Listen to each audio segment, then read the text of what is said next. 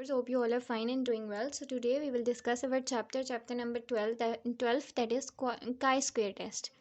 So let's start with it. Example number 12.1 is, in a community survey of 300 families with 5 children each revealed the following distribution. अब जैसे हमने अपने chapter number 5 probability में discuss किया था कि हमने कम्बिनेशन में से हमने फिक्टोरियल्स और वो सारी चीज़ें जो डिस्कस की थी वो हम अब काई स्क्वायर पे अप्लाई करेंगे। ठीक है, काई स्क्वायर में हम इस चैप्टर में देखेंगे कि वो कैसे करते होते हैं, उसको सॉल्व कैसे करते हैं। आपके पास डाटा गिवन है, नंबर ऑफ बॉयज़ गिवन है, नंबर ऑफ गर्ल्स गिवन है और नंबर ऑफ फैमिलीज़ गिवन है। ठीक है, आपने इस क्वेश्चन में क्या करना है, आपने रिजल्ट कंसिस्टेंट है with the hypothesis that the female birds और मेल बर्ड्स जो हैं वो इक्वल हैं। ठीक है, एक ये करना है और आपने इसमें बाइनोमियल डिस्ट्रीब्यूशन और गुडनेस ऑफ फिट जो है वो इसके अंदर अप्लाई करनी है। ठीक है, आपने इसके अंदर उसको टेस्ट करना है। तो स्टार्ट करते हैं हम। सबसे पहले आपने स्टेप वाइज काम करना है। नल हाइपोथेसिस हमें क्या कहता है, नल हाइपोथेसिस कहता है that P is equal to Q is equal to half.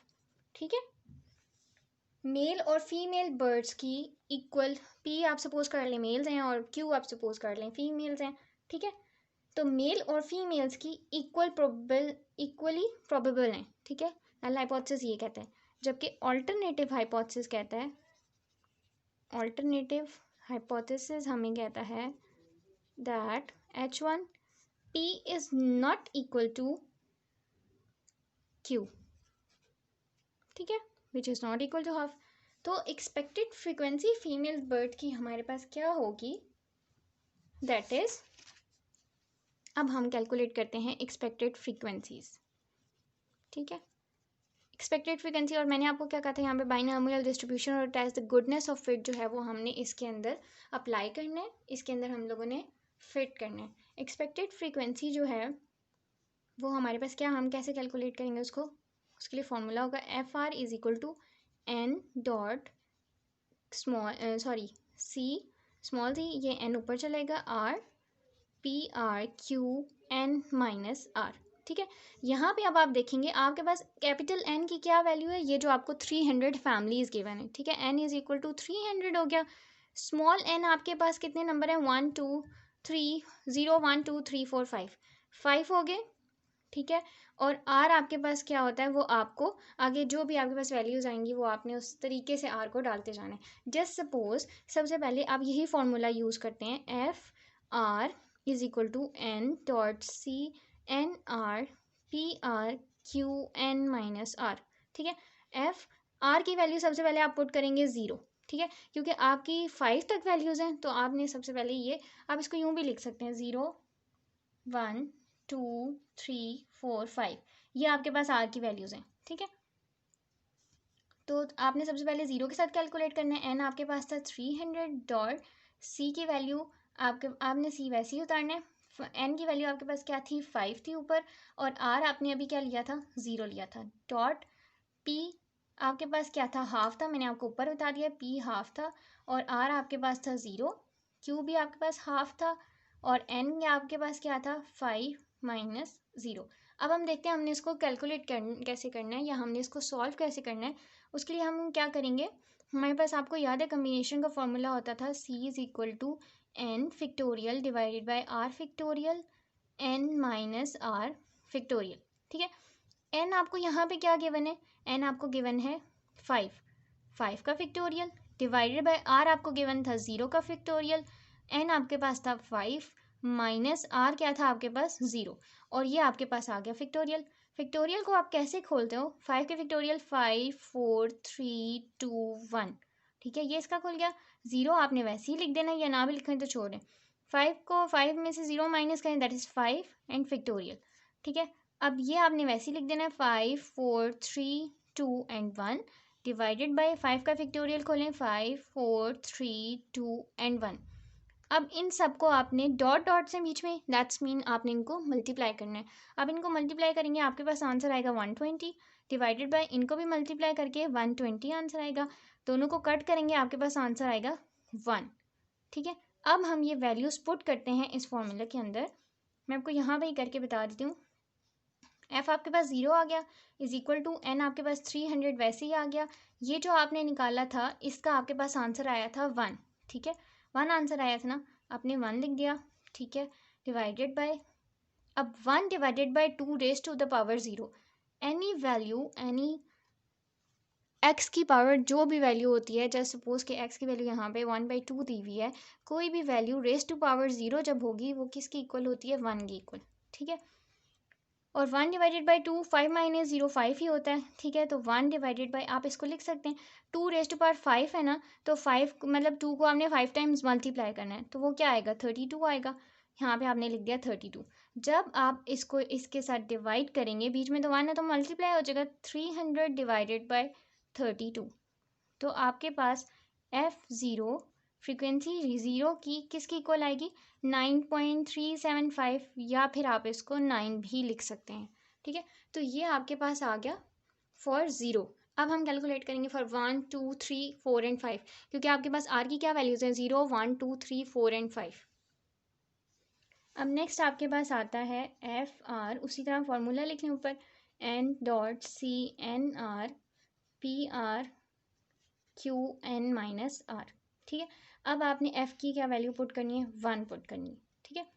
1 put की, आपके पास आंसर आया जैसे हमने पीछे किया था, 300.C51 डॉट पी आपके पास हाफ था, और आर आपके पास यहाँ पे 1 है, क्यू आपके पास हाफ था, और 5 एन क्या है, 5 माइनस 1, ठीक है।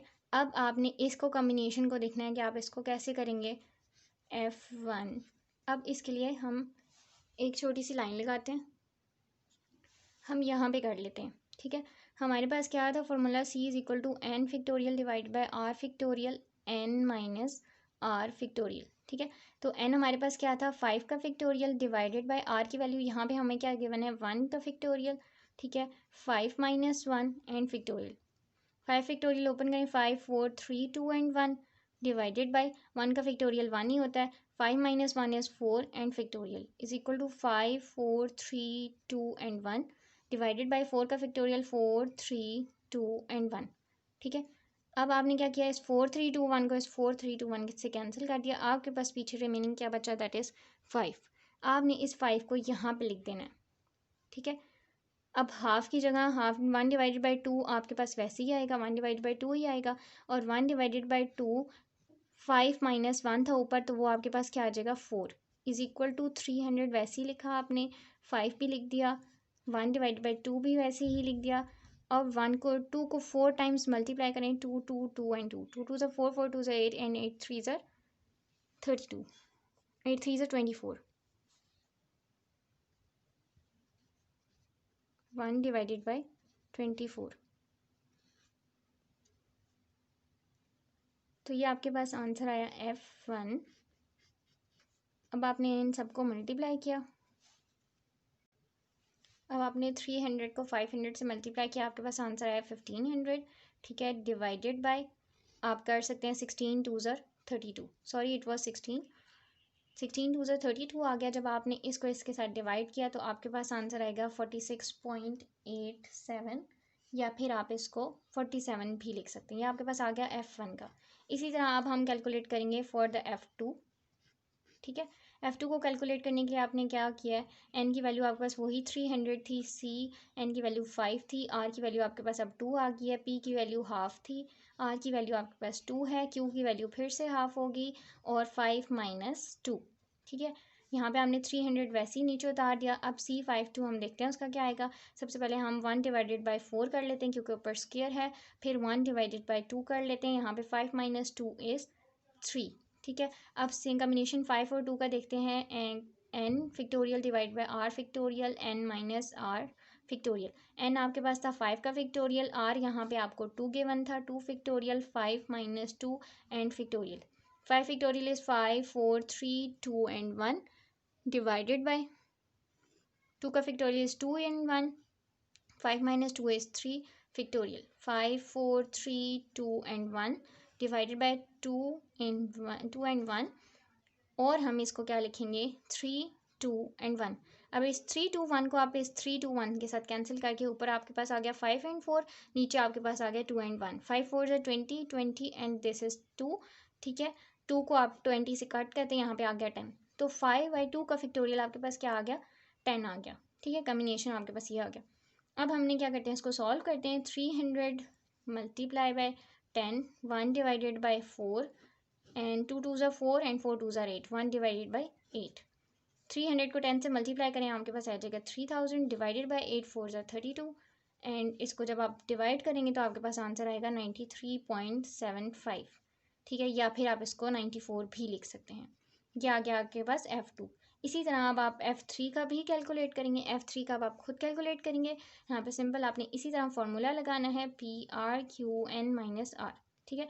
जब आपने इसका फार्मूला लगाना है दैट इज़ 300.C, एन की जगह आपने लिखना है 5, आर की वैल्यू आपके पास आ जाएगी 3.P is half and R की वैल्यू यहाँ पे 3 गिवन है, एन की वैल्यू क्यू की वैल्यू 1 डिवाइडेड बाई 2, एन की वैल्यू आपके पास क्या है 5 माइनस 3।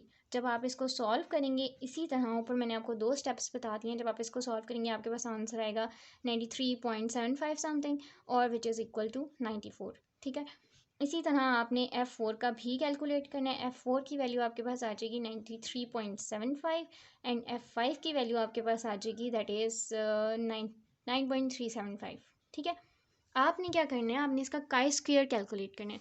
काई स्क्वायर कैलकुलेट करने के लिए हम क्या करते हैं, ये सारी वैल्यू जब हमारे पास आ जाएंगी फिर हमने काई स्क्वायर कैलकुलेट करना है। मैं आपको वो बताती हूँ। अब काई स्क्वायर कैलकुलेट करने के लिए आपके पास ये जो नंबर ऑफ़ फैमिलीज़ दी हुई हैं, these are your observed values, ठीक है। काई स्क्वायर आप कैसे कैलकुलेट करते हो, काई स्क्वायर कैलकुलेट करने के लिए आपको ये टेबल बनाना पड़ता है जिसमें सबसे पहले आप ऑब्जर्व्ड वैल्यूज़ लिखते हो, एक्सपेक्टेड वैल्यूज़ लिखते हो, ऑब्जर्व में से एक्सपेक्टेड को माइनस करते हो, फिर ऑब्जर्व में से एक्सपेक्टेड को माइनस करके उसका स्क्वायर लेते हो एंड देन उसको डिवाइड करते हो अपनी एक्सपेक्टेड वैल्यू में से, ठीक है। अब हम देखते हैं कि हमारे पास जो ऑब्जर्व वैल्यूज थी, जो भी मैंने आपको नंबर ऑफ़ फैमिलीज़ बताई थी, वो सारी आपको यहाँ पे गिवन है, ठीक है। नेक्स्ट आपने एक्सपेक्टेड वैल्यू अभी सारी कैलकुलेट की थी, जो आपने कम्बिनेशन का फॉर्मूला लगाया था, वो सारी चीज़ें, उनमें से सबसे पहले आपके पास वैल्यू आई थी 9 की, फिर आपके पास आई थी 47, 94, 94, 47 एंड 9, यही आपने ऊपर पीछे सारी कैलकुलेट की थी, ठीक है।